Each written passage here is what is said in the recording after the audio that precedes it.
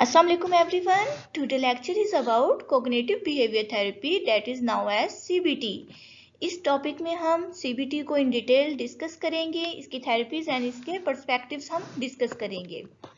सो lecture start करने से पहले इस चैनल को सब्सक्राइब करें, बेल आइकन को प्रेस करें ताकि न्यू आने वाली वीडियो की नोटिफिकेशन आप तक पहुंच सके और इस वीडियो को देखने के बाद उसे लाइक एंड शेयर करें। फर्स्टली हम देखेंगे कि बिहेवियर थेरेपी हमें क्या कहती है। बिहेवियर पर्सपेक्टिव से जब हम फिलोसफर्स को, साइकोलॉजिस्ट को देखते हैं तो वो रिजेक्ट कर देते हैं हमारी बातों को, कि वो कहते हैं ना तो आप किसी भी माइंड पे स्टडी कर सकते हैं, किसी की थॉट, अनकॉन्शियस एक्सपेक्टेशन या रिप्रेशन जो है आपकी साइकोलॉजी में बिल्ड हुआ है, एज अ साइंस आप इन चीज़ों को स्टडी नहीं कर सकते। उसने ये कॉन्सेप्ट रिजेक्ट किया था। जो कोग्निटिव वाले हमें ये कॉन्सेप्ट देते हैं, कोग्निटिव वाले हमें कहते हैं आप कॉन्सेप्ट ऑफ माइंड, थॉट पे काम करते हैं। साइको एनालिसिस वाले कहते हैं आप अनकॉन्शियस पे, एक्सपेक्टेशंस पे काम करते हैं, रिप्रेशन पे। अब आपको मैं बताती हूँ, माइंड एंड थॉट तो हम पढ़ लेंगे इस लेक्चर में। अनकॉन्शियस क्या होती है ये मेरे पास, मैंने आप लोगों को अनकॉन्शियस फ्राइड के कॉन्सेप्ट समझाए थे in the history of psychology में। उसमें आपको डिस्क्रिप्शन बॉक्स में आपको उसका लिंक मिल जाएगा, आप वहां से अंडरस्टैंड करें अनकॉन्शियस एक्सपेक्टेशंस क्या होती हैं। रिप्रेशन एक न्यू कॉन्सेप्ट है। रिप्रेशन ऐसे होता है आपको जो चीजें पसंद नहीं होती, आप वो कोशिश करते हैं अपनी मेमोरी में उन चीजों को दबाने की, हाइड करने की या रिप्रेस करने की, दैट इज द रिप्रेशन। ठीक है, ये फ्राइड की एक टर्म है। उसके अलावा उसने कहा कि हम इस थेरेपी में फिर क्या करते हैं, वो कहते हैं objectively, not a subjectively, only objectively. वो कह रहे हैं हम बिहेवियर को ऑब्जर्व करते हैं, किसी भी पर्सन की, किसी भी इंडिविजुअल के हम जब बिहेवियर को ऑब्जर्व कर रहे हैं, that we define the behaviour perspective. Okay, next one आ जाता है हमारे पास, ये CBT है तो C का मतलब कॉग्निशन पे काम, B का मतलब बिहेवियर पे काम। C में आ जाता है कोग्निटिव। कोग्निटिव में ह्यूमन बिहेवियर, जो वो कह रहे हैं किसी भी पर्सन को फुली अंडरस्टैंड नहीं कर सकते जब तक उसकी फुली इंफॉर्मेशन ना ले लें हम, उसके चाइल्डहुड से लेके उसकी प्रेजेंट लाइफ तक आप पूरी उसकी केस हिस्ट्री लेते हैं। वो कह रहे हैं फिर हम उसके थॉट पे या उसकी जो जो इवेंट्स उससे पास आउट हुए होते हैं उन सब पे स्टडी करके हम उसके CBT अप्लाई करते हैं। कोग्निटिव थेरेपी वो कह रहे हैं ये एक प्रोसीजर है जिसमें आप इमोशनल या बिहेवियर पे काम करते हैं। ये क्लिनिकल साइकोलॉजी में बहुत ज़्यादा फील्ड में यूज़ हो रहा है। फर्स्टली डेफिनेशन हम कोग्निटिव थेरेपी की डिस्कस करते हैं कि डेफिनेशन हमें क्या मिलती है कोग्निटिव की। CT is a focus from the psychotherapy. ये एक साइकोथेरेपी है, ठीक है, जिसमें कोई भी साइकेट्रिक डिसऑर्डर इन्वॉल्व होता है या आपकी थिंकिंग डिसफंक्शन हो जाती है। एक्चुअली आपकी जो कोग्निटिव थेरेपी वाले हैं वो आपकी थॉट एंड थिंकिंग पे काम करते हैं। अगर आपकी थॉट या आपकी थिंकिंग डिसफंक्शन हो जाती है, सो डैट हम उस पर CT अप्लाई करते हैं। डिसफंक्शन या डिसऑर्डर जो सा है आपकी थिंकिंग का, वो अराइज होती है आपके बायोलॉजिकल या साइकोलॉजिकल इन्फ्लुएंस। कोई भी फैक्टर जो आपके बायोलॉजिकल या साइकोलॉजिकली आपको इफेक्ट कर रहा हो तो उसके रिजल्ट में आपके पास डिसफंक्शनिंग ऑफ थिंकिंग आती है। कोई भी इंडिविजुअल है या उसके इमोशन या बिहेवियर हैं, वो उसके साइकोलॉजिकल रिएक्शन और उसके स्ट्रक्चर ऑफ द इन्वायरमेंट की वजह से, आपके इन्वायरमेंट के स्ट्रक्चर की वजह से उसके साइकोलॉजिकल और फिजियोलॉजिकल जो उनसे हैं प्रॉब्लम्स क्रिएट होती हैं। अगर हम इस डिसफंक्शन थिंकिंग को एंड बिहेवियर को मॉडिफाई करें तो हमारे पास इसके सिम्टम्स इन्वॉल्वमेंट आएगी कि कौन कौन से इसके। एरोन बेक CBT, एक्चुअली ये फर्स्ट पर्सन था जिसने CBT को डेवलप किया था। एरोन बेक वो साइकोथेरेपिस्ट था जिसने 1960 में इस अप्रोच को डेवलप किया था। एक्चुअली इसने ये रिसर्च कर रहा था डिप्रेशन पे भी स्पेशली चाइल्डहुड पे काम कर रहा था, तो वहाँ से इसने ये एक नई टेक्निक डेवलप की। बेक ने कहा, उसने ऑब्जर्व किया कि डिप्रेशन वाले क्लाइंट कौन से होते हैं, उसके पास जितने भी डिप्रेस वाले क्लाइंट आए उसने ऑब्जर्व किया कि उनकी जो थिंकिंग थी वो नेगेटिव थॉट थी। उनकी लाइफ इवेंट में कोई भी सर्टेन इवेंट ऐसे क्रिएट हुआ जिसकी इंटरप्रिटेशन उसने की कि वो उसके कोग्निशन को डिसफंक्शन कर दिया उस इवेंट ने। वो इवेंट उसके नेगेटिव थिंकिंग में मेन किरदार कर रहा था। बैक ने कहा कि कोग्निशन थेरेपी जितनी इम्पोर्टेंट है थिंकिंग पे, उसी तरह उसी के जैसा कह लो आपके जितनी इम्पोर्टेंस इसकी कोग्निशन की थिंकिंग पे है उतनी ही इम्पोर्टेंस इसकी बिहेवियर पे भी है। इसीलिए इसने CBT इसलिए नाम रखा कि कोग्निशन एंड बिहेवियर दोनों इसमें इन्वॉल्व होती हैं। किसी भी क्लाइंट के कोई भी इवेंट उसके साथ क्रिएट हो गया, उसके बाद उसकी थिंकिंग पे जो चेंजिंग आएगी वो उसकी बिहेवियर पे भी चेंजिंग लेके आएगा। सो दैट इसने now as CBT। Rational of CBT, rational of CBT में एक्चुअली ये डिस्कस किया गया है, आपकी थॉट जो सी है वो डायरेक्टली इन्फ्लुएंस हो रही होती है आपकी लर्निंग से। आप इन्वायरमेंट से जो लर्न करते हो आपकी कोग्निटिव प्रोसेस में वो अराइज होता है, और कोग्निटिव प्रोसेस में वो अराइज होने की वजह से आपके इमोशन और बिहेवियर नेगेटिव हो जाते हैं। ये एक्चुअली रैशनल है इसका CBT का। अगर आपकी लाइफ का ऐसा अनडिजायरेबल इवेंट है वो ऑटोमेटिकली प्रोसेसिंग करेगा, वो आपके थॉट में ऑटोमेटिकली अराइज होगा, जिसकी वजह से आपके नेगेटिव इमोशन और बिहेवियर व्यू में हमें नजर आने लग जाते हैं। समटाइम ऐसे होता है आपकी लाइफ में कुछ ऐसा नेगेटिव इवेंट गुजर जाता है जिसकी वजह से आपकी जो प्रोसेसिंग है, आपकी थॉट है, वो इतनी नेगेटिव हो जाती है कि आपको हर चीज उसी व्यू में नजर आने लग जाती है। तो उसके लिए बेस्ट है कि आप अपने ऊपर अप्लाई करवाएं CBT से आपकी जो थॉट है वो पॉजिटिव सोचने लग जाती है, और आपने जो नेगेटिव इवेंट आपके ऊपर बहुत ज्यादा असर कर चुका होता है वो उससे निकल जाते हैं आप उस कंडीशन से। सो डैट नेक्स्ट आता है कोग्निटिव ट्राइड। नेगेटिव ऑटोमेटिकली ये थॉट होते हैं, ये आपके कंट्रोल में नहीं होते, ये खुद ब खुद आपके माइंड में थॉट आ रहे होते हैं, क्योंकि आप उस इवेंट से गुजर चुके होते हो, आपका एक्सपीरियंस हो चुका होता है उससे। तो आप इसको किस तरह अंडरस्टैंड करते हैं, आपको अंडरस्टैंडिंग के लिए या तो आप इन तीनों कामों में आपकी अंडरस्टैंडिंग गलत हो जाती है। आप अपने बारे में भी गलत सोचते हैं, आप दूसरों के बारे में भी गलत सोचते हैं, इवन कि आप अपने फ्यूचर के बारे में भी गलत सोचते हैं। इसको हम एग्जाम्पल से डिस्कस। कोग्निटिव स्पेसिफिटी में क्या आता है, आपके पास 2 डिसऑर्डर हैं, जैसे कि बहुत सारे डिसऑर्डर हैं जो CBT से हम कवर करते हैं, बट हम एग्जाम्पल के साथ इन 2 को कवर करते हैं कि आपके पास डिप्रेशन एक्चुअली होता क्या है। आप डिप्रेस रहते हैं most of the time, most of the day. तो डिप्रेस रहने की वजह से आपको फील होता है, आपके बिलीव ऐसे हो जाते हैं कि आप हेल्पलेसनेस हैं, आप फेलियर हैं या इनकॉम्पिटेंस है, इनमें से कोई एक फीलिंग आपको फील होती है। और एंग्जाइटी क्या होती है, आप फिजिकल और साइकोलॉजिकली थ्रेट में ओवर एस्टिमेट कर रहे होते हैं। आपको हर टाइम लगता है कि मुझे या तो फिजिकली कोई थ्रेट है या साइकोलॉजिकली मुझे कोई थ्रेट है। ठीक है, या आपके बिलीफ इतने रिस्की हो जाते हैं, डेंजरस हो जाते हैं, या आपके अनकंट्रोलेबल हो जाते हैं। अनकंट्रोलेबिलिटी भी यही होता है कि आपके कंट्रोल में रहता ही नहीं कि मैं इसको फील करूं या ओवर एस्टिमेट करूं। नेगेटिव एसोसिएट हम करते हैं इसको पहले डिप्रेशन को। डिप्रेशन में इंसान अपने आप को कहता है कि आई एम इनकम्प्लीट, मैं एक इनकम्प्लीट हूँ, मैं कंप्लीट नहीं हूँ। दूसरों के बारे में उसके पॉइंट ऑफ व्यू होते हैं, people do not care about me. वो लोगों से इतनी तवक्कात रखता है कि लोग मेरी केयर करें, तो वो कहता है कि लोग मेरी केयर नहीं करते। फ्यूचर के बारे में होता है कि फ्यूचर इज अ ब्लैक, मेरा फ्यूचर मतलब खाली है, मेरा फ्यूचर बहुत बेरंग है, ये मतलब होता है उसका कि उसे अपने फ्यूचर का कुछ नहीं पता होता। अगर हम नेगेटिव ट्रायड को देखें, एसोसिएट करें एंजाइटी के साथ, तो वो पर्सन अपने आप के बारे में कहता है I am unable to protect myself. वो मतलब अब उसे थ्रेट है, वो अपने आप को ओवर एस्टिमेट कर रहा है, वो कह रहा है मैं अपने आप को ही प्रोटेक्ट नहीं कर सकता। लोगों के बारे में उसका पॉइंट ऑफ व्यू रहता है कि people will be humiliating me, people मेरे साथ इंसानियत वाला सलूक जो उनसे है वो नहीं करते। तो फ्यूचर के बारे में उसका क्या है, वो कह रहे हैं कि I am matter of time, मैं टाइम से पहले ही ऐसे हो जाता हूँ कि बिफोर आई एम एम्बेरस, कि मुझे एम्बेरसमेंट इतनी ज्यादा होती है कि मैं टाइम से पहले ही उस कंडीशन से निकल जाता हूँ। ये एंजाइटी के पेशेंट की होती है कि वो क्लाइंट किस तरह अपने आप को शो कर रहा होता है CBT के जब हमने अप्लाई करनी। बेसिक प्रिंसिपल क्या है CBT के। CBT में जो है अब मेन काम कोग्निशन पे हुआ था। कोग्निशन वाले ही नहीं पर्सन ने कहा था कि ये बिहेवियर पे डायरेक्टली डिपेंड कर रही होती है। तो जो आपकी कोग्निशन, आपके थॉट होते हैं, वो आपको किस चीज़ को सबसे पहले इफेक्ट करते हैं, आपके बिहेवियर और इमोशन पे। अभी मैं आपको डायग्राम पे भी समझाऊंगी कि आपके बिहेवियर और इमोशन को कैसे इफेक्ट करते हैं वो। आपकी कोग्निशन जो उनसे, आपकी माइंड जो है वो अलर्ट होता है, वो अवेयर होता है किसी भी सिचुएशन से। जब वो मॉनिटर कर लेता है उस सिचुएशन को, वो आपकी कोग्निशन पे इफेक्ट करता है, और आपकी कोग्निशन डायरेक्टली इफेक्ट करती है आपके बिहेवियर और इमोशन पे।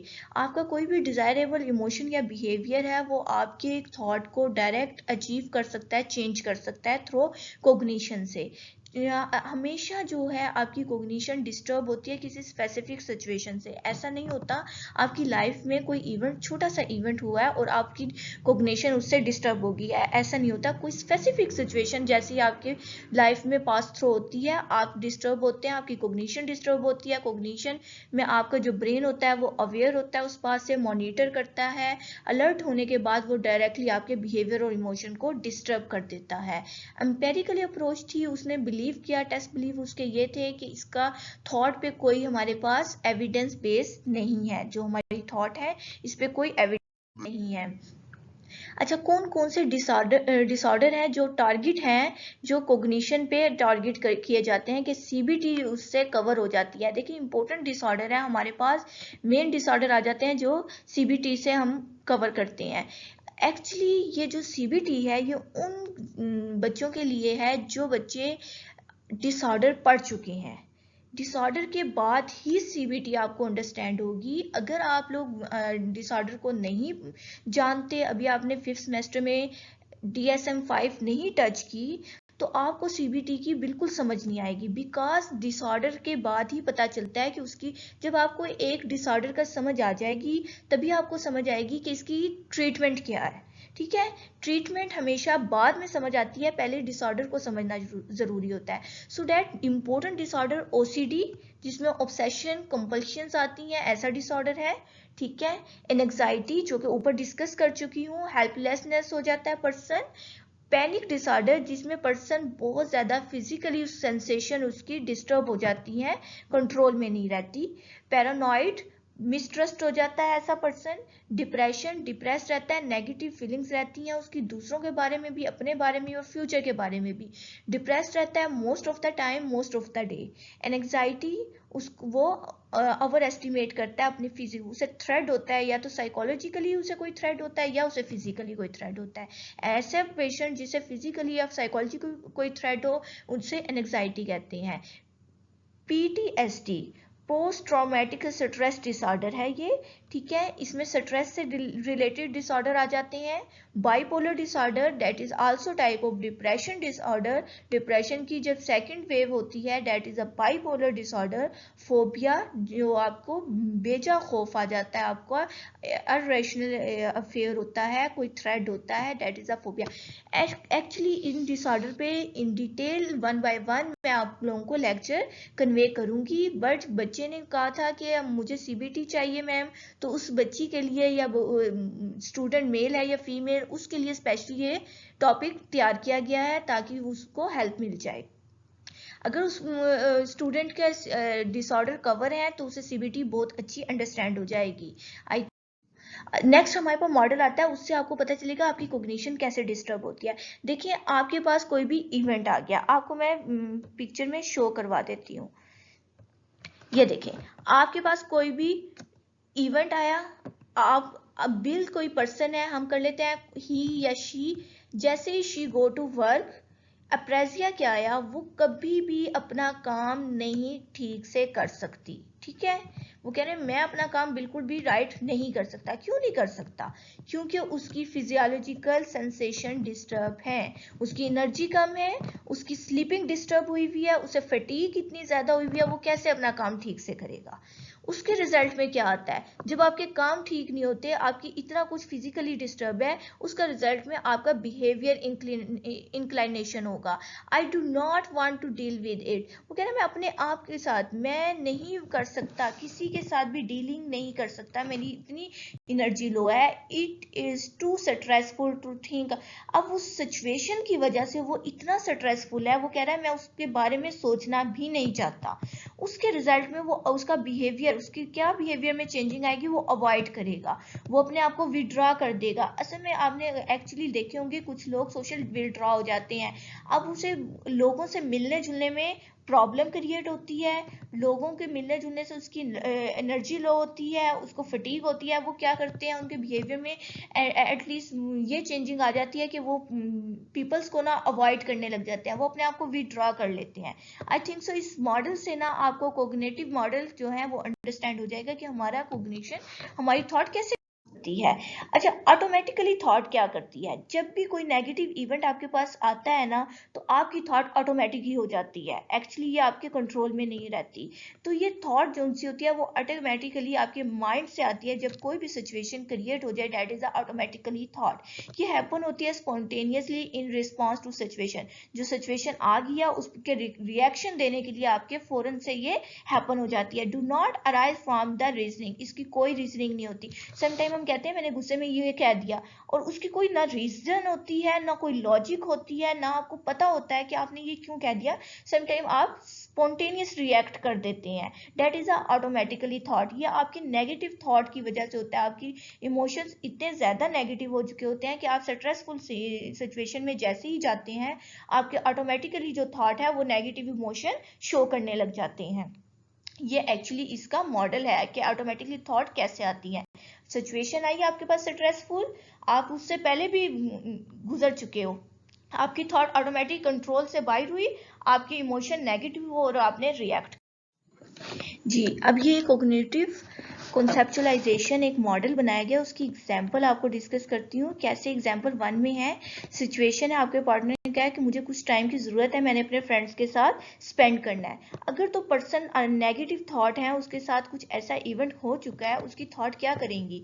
उसका फ़ौरन से रिस्पॉन्स होगा, ओहो ये मेरे में इंटरेस्ट कम ले रहा है, ये ब्रेकअप चाह रहा है। उसकी वजह से, आपकी नेगेटिव थॉट की वजह से, देखिए आपकी किस चीज़ पे इफेक्ट आ रहा है। फिजिकली आपके हार्ट जो है वो रेसिंग होना शुरू हो जाएगा, लंप इन थॉट, आपकी सांस बहुत गहरे होने शुरू हो जाएंगे।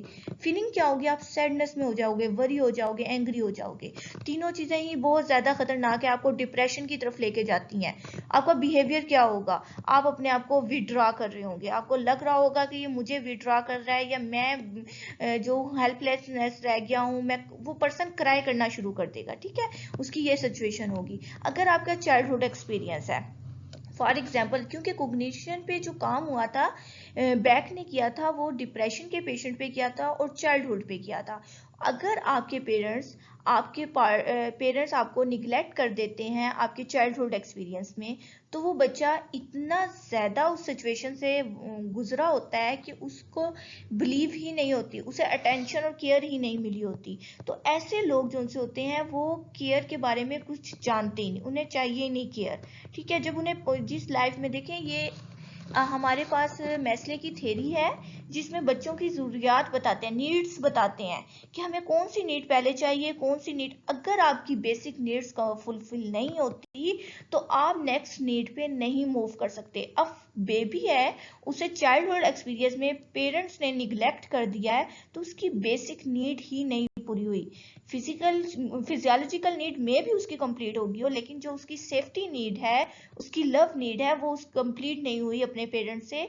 तो वो बच्चा इतना ज़्यादा इंडिपेंडेंट हो जाता है कि वो अपने आप को सेफ फील ही नहीं करता। वो कहता है कि लोग जो होते हैं वो होते ही केयरलेस हैं। उसकी देखें, एक लाइफ में इवेंट गुजर गया बच्चे की जिसकी वजह से उसके नेगेटिव थॉट आ गए हैं। ये सीबीटी आपको इस थॉट से बचाता है, आपको सही करता है, इसमें चेंजिंग आता है। अच्छा, ट्रीटमेंट में हमें क्या क्या चाहिए होता है? आपने असेसमेंट करनी होती है सबसे पहले। ठीक है, उसके बाद उसके रैशनल प्रोवाइड, आपने असेसमेंट कर ली कि इस पर्सन को ये डिसऑर्डर है, आपने उसको उसके बारे में अवेयरनेस देनी है कि आपके साथ ये प्रॉब्लम है। उसके बाद आपने सेल्फ मॉनिटरिंग करना है उसका बिहेवियर।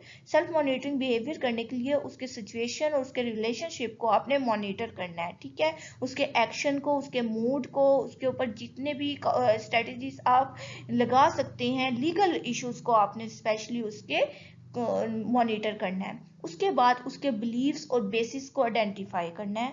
उसके बाद इवैल्यूएशन करनी है, आपने उसको बता देना है कि आपके साथ ये प्रॉब्लम है, और उसके जो बिलीव्स हैं, जो नेगेटिव थॉट हैं, उसको चेंज करने की कोशिश करनी है। ये होता है सीबीटी का कोर्स।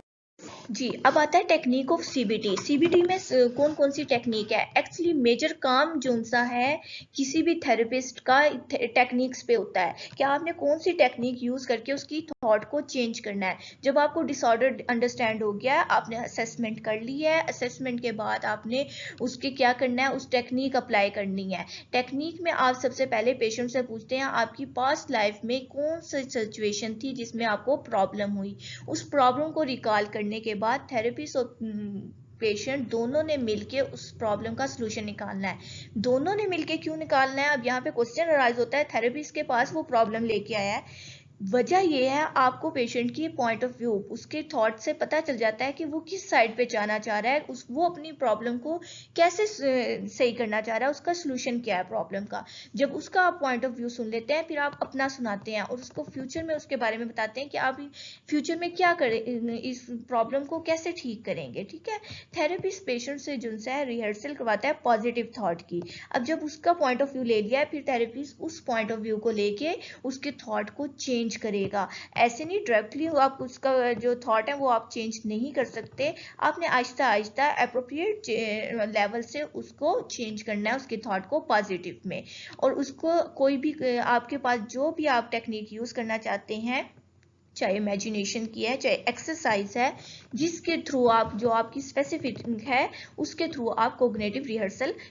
सेकेंड वन हमारे पास कौन सी आती है? Validity testing. टेस्टिंग एक आपके पास साइकोलॉजिकल टेस्टिंग की एक टाइप है, जिसमें आप कोई भी थेरेपिस्ट टेक्निक यूज करते हैं थ्रू द वैलिडिटी चेक करने के लिए। आप अपने क्लाइंट की, आप पेशेंट नहीं कहेंगे, आप अपने क्लाइंट को क्लाइंट कहेंगे, उसकी थॉट की वैलिडिटी चेक करेंगे, उसे ऑब्जेक्टिवली एविडेंस देंगे आप उसे, और उसको प्रोड्यूस करेंगे कि किस किस ऑब्जेक्टिवली आप अनेबल हैं, उसको प्रोड्यूस करेंगे, उसके बिलीव्स जो से हैं आपके जो क्लाइंट के, वो एक्सपोज करेंगे। देन आप क्या करेंगे? पेशेंट को या अपने क्लाइंट को रियलाइज करवाएंगे कि आप कहाँ पे गलत थे, आपकी कॉग्निशन कहाँ पे गलत थी, अब आपको हमने कहाँ तक मॉडिफाई। अच्छा, राइटिंग इन अ जर्नल। आप राइटिंग से कैसे अपने क्लाइंट को सीबीटी अप्लाई कर सकते हैं? आप इसमें सिंपल वर्ड ये है, आप अपने क्लाइंट को डायरी लिखने के लिए देते हैं, उन्हें कि अपने रोज की जो सी आपकी सिचुएशन है ना, उसे अकाउंट करें, उसे डायरी में आपने लिखना है। उसके अलावा आप उस सिचुएशन, उसका फायदा क्या होगा? डेली जो वो है ना, वो मेंशन करेगा अपनी प्रॉब्लम को, अपनी सिचुएशन को, अपने बिलीव को, इवन कि वो अपनी थॉट को भी डिस्कस करने लग जाएगा डायरी में। जो थेरेपिस्ट और पेशेंट है वो दोनों मिलके उसको राइटिंग, जो उसकी डायरी होगी, उसको पढ़ेंगे, उसके थॉट पे काम करेंगे। फोर्थ वन हमारे पास आती है problem solving method. Problem solving method में क्या होता है? आपने अपने क्लाइंट की प्रॉब्लम को सॉल्व करना होता है। उसकी जो उनसे थॉट है उसे नहीं पता, इरेशनल थॉट है, इलॉजिकल थॉट है, आपने उसे बताना है कि इलॉजिकल थॉट है आपके, और उसे डिफरेंट सोल्यूशंस देने हैं, अल्टरनेटिव सोल्यूशन देने हैं। आपने सिर्फ उसे एक सोल्यूशन नहीं देना, आपने आपने उसे अल्टरनेटिव सोल्यूशन देने हैं, जिसमें से वो कोई एक चूज करके उस सोल्यूशन पे अपने आप को ठीक करने की कोशिश करता है। उसके अलावा आपके डिसीजन मेकिंग प्रोसेस के जरिए आपके नेगेटिव सॉल्यूशंस को इतने, उसके नेगेटिव थॉट पे इतना आपने काम करना है कि आपके जो उसकी थॉट है वो एक्सेप्टेबल हो जाए या पॉजिटिव अप्रोच की तरफ डिस्कवर हो जाए। सिस्टेमेटिकल पॉजिटिव रीइंफोर्समेंट क्या होती है? सिस्टेमेटिकली होता है 1 by 1 या स्टेप बाय स्टेप आपने कोई काम करना है। पॉजिटिव रीइंफोर्समेंट क्या होती है? पॉजिटिव मतलब आपने उसका कोई भी अच्छा काम करना है, नेगेटिव की तरफ नहीं लेके जाना, उसे पॉजिटिव के थ्रू रीइंफोर्समेंट रिवॉर्ड देना है आपने। ये एक टेक्निक है जिसमें आप जैसे उसका बिहेवियर अच्छा होगा, आप उसे छोटा सा रिवॉर्ड दे देंगे। उस रिवॉर्ड्स को लेके समटाइम ऐसा होता है, आपको कोई अच्छा लफ्ज भी बोल दे तो वो भी आपको एज अ रिवॉर्ड बहुत अच्छा फील होता है, या आपकी कोई टीचर आपके लिए क्लैपिंग करवा दे तो आपको वो पॉजिटिव रीइंफोर्समेंट मिल जाती है, नेक्स्ट टाइम आपका टेस्ट उससे भी ज्यादा बेटर हो जाता है। ये होता है positive reinforcement. So that CBT में आप सिस्टेमेटिकली लेके चलते हैं पॉजिटिव रीइंफोर्समेंट में। जैसे ही उसके बिहेवियर में थोड़ी सी कोग्निशन एंड बिहेवियर में चेंजिंग आती है, आप उसे रिवॉर्ड देते हैं। फिर जैसे ही उससे ज़्यादा बिहेवियर में चेंजिंग आती है, उसे ज़्यादा रिवॉर्ड देते हैं। थ्रू आउट आप उसका रीइंफोर्समेंट इंक्रीज करते चले जाते हैं, इवन कि आप उसकी थॉट पॉजिटिव। जी, अब आता है बिहेवियर इंटरवेंशन। हम कोग्निशन की भी पढ़ेंगे और बिहेवियर के भी।